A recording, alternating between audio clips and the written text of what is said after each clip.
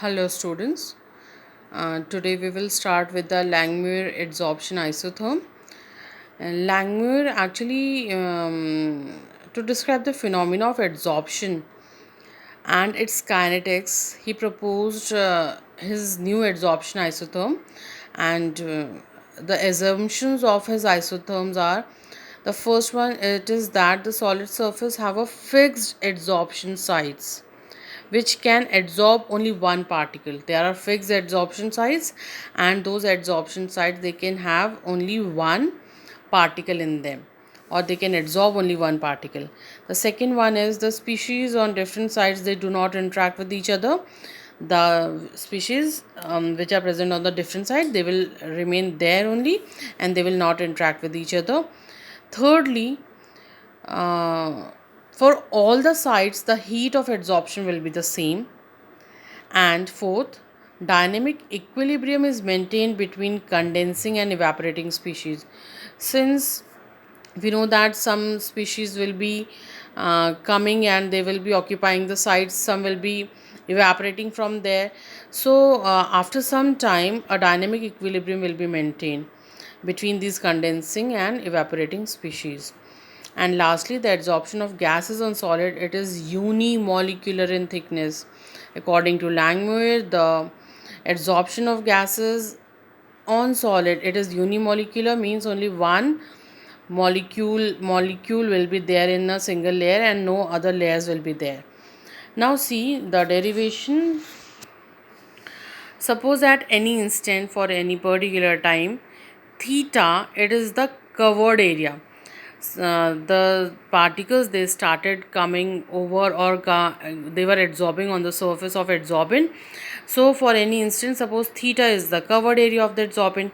Since only the adsorbed molecules, they can only undergo desorption, only they will undergo desorption or evaporation, those who are there already present. So only the adsorbed molecules, they can undergo desorption.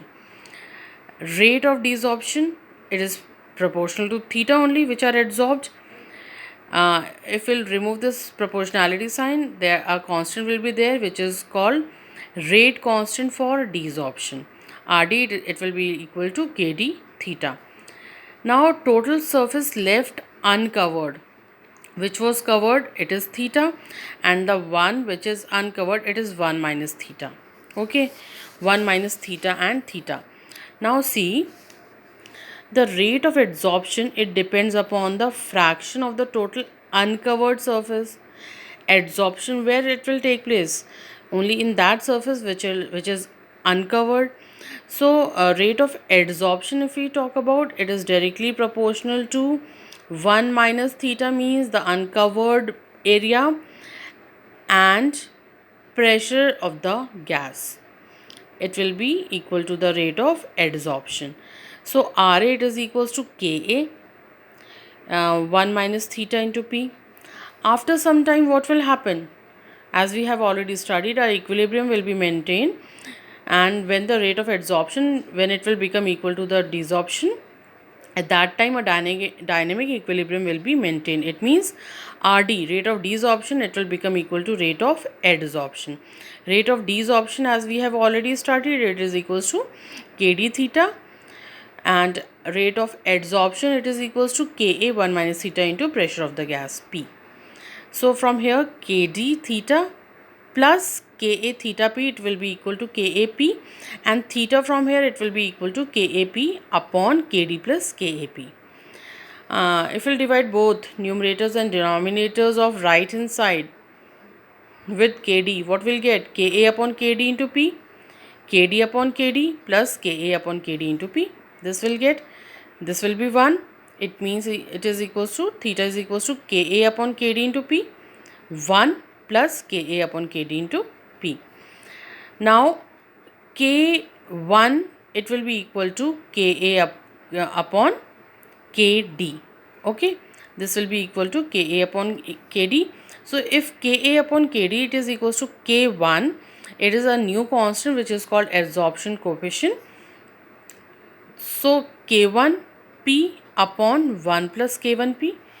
This is the important equation. We have to do derivations based on this also.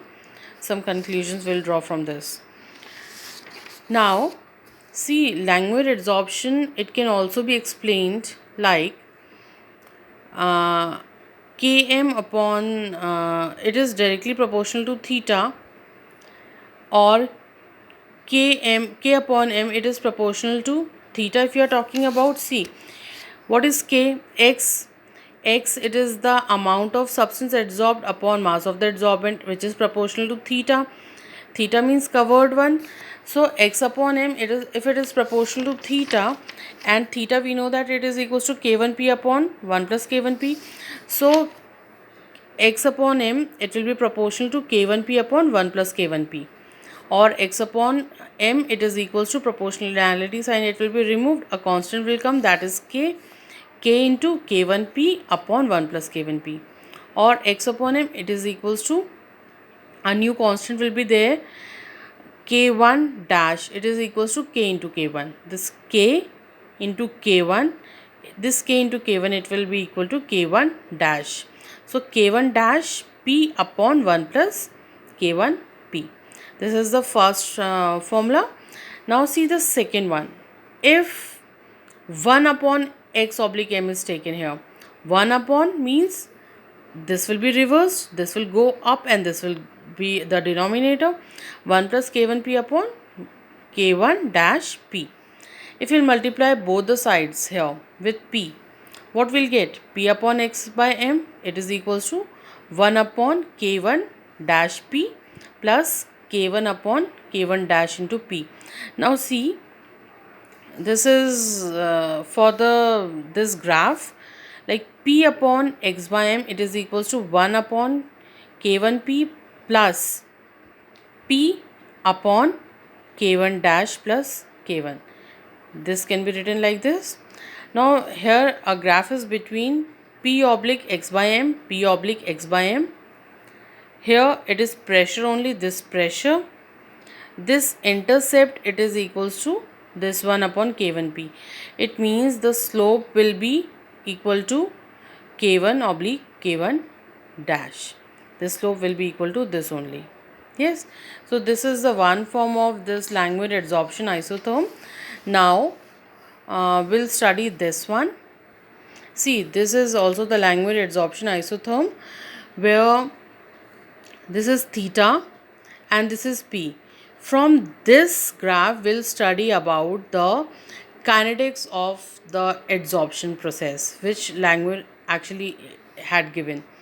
When the pressure of the gas is low, see, when the pressure is very low, we can see here clearly, at that time, if theta it is equals to k1p upon 1 plus k1p. So if the values of pressure, if it is very small, then in that case 1 plus k1p, it can be written as 1 only, because the value of p is very small. It means this can be ignored. It means in that case theta it is equals to k1p only. So at low pressures, if you are talking about, adsorption is directly proportional to pressure. Here, if pressure is very less, then in that case theta, it is completely dependent upon k1p, and since this k is constant, it means theta, it is directly proportional to p. If it is directly proportional to p, it means according to this the reaction is of first order, because it is changing with respect to this, not directly proportional. It means if pressure is very low, the reaction or the kinetics of the adsorption, it will be of first order. When the pressure of the gas is very high, here, very high, at that case 1 plus k1p, it will become proportional to k1p only. This 1 plus k1p, it will become proportional to k1p only. Yes, it means theta, it is equals to k1p upon k1p, which is proportional to 1 only. Here, this theta, it will become equal to 1 only, and at higher pressure, if you see, the entire surface, it will get covered by a monomolecular layer of the gas. and when this whole adsorbent will be covered with the monomolecular layer of the gas, beyond this state there will be no effect on the further increase in the pressure and upon the rate of the adsorption. If we'll increase the pressure, then too the rate of adsorption will not be affected, because as per the Langmuir assumptions, the layer, it is monomolecular. On the surface of the solid, gas will form only a monomolecular layer. So if at higher pressure the entire surface, if it is covered with a monomolecular layer, if we'll then too if we'll increase the pressure, there will be no effect of increasing the pressure upon the adsorption. And at high pressures, if we talk about, the adsorption may be said kinetically to be of zero order, because after that there will be no effect of pressure upon the rate of adsorption. The magnitude of adsorption at a particular temperature first increases with increase in pressure. First it will increase, and then after that, after certain pressures or high pressures, it will not increase, and then it attains certain limiting value. So what we have said in we have studied in two things.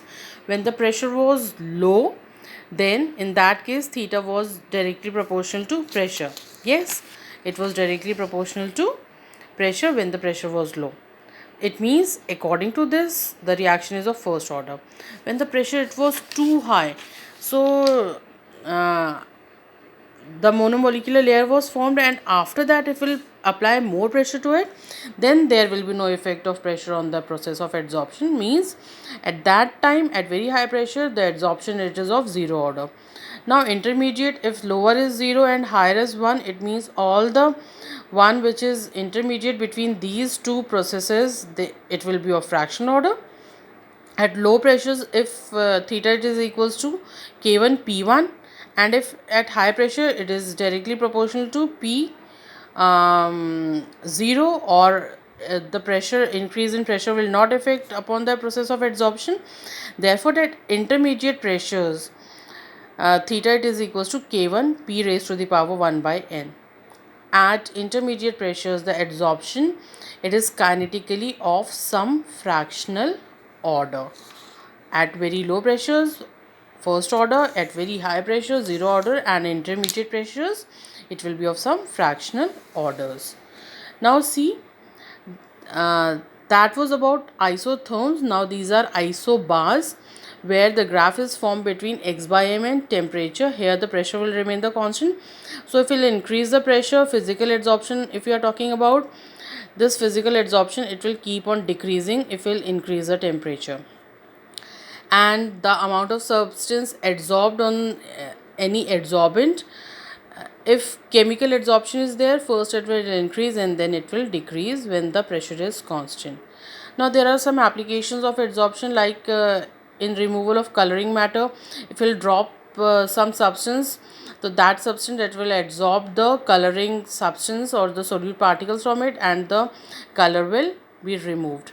In dyeing also, we can use the process of adsorption in softening of hard water.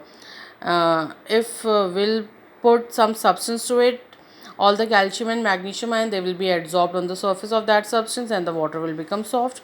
In chromatography, in gas mask also, gas mask, suppose charcoal is present over there, so charcoal, it will adsorb all the poisonous gases, and that's why it can be used in a gas mask. And for production and preserving high vacuum, if we'll put some substance like there, or we'll put charcoal there, so it will absorb the gases present over there and it will create high vacuum. So these are the processes, like catalysis, controlling humidity also, it will adsorb humidity. Separation of noble gases will be adsorbed on some substances. And curing diseases, if suppose some microbes are present in our body, so we'll take certain medicines, and on the outer surface of that, the microbes or that disease causing organisms will be adsorbed. So like this, for all these processes we can use the process of adsorption. Go through it carefully. All these processes, they are given in your book, so read all the processes very carefully. And By tomorrow, we'll start with the process of catalysis. Thank you.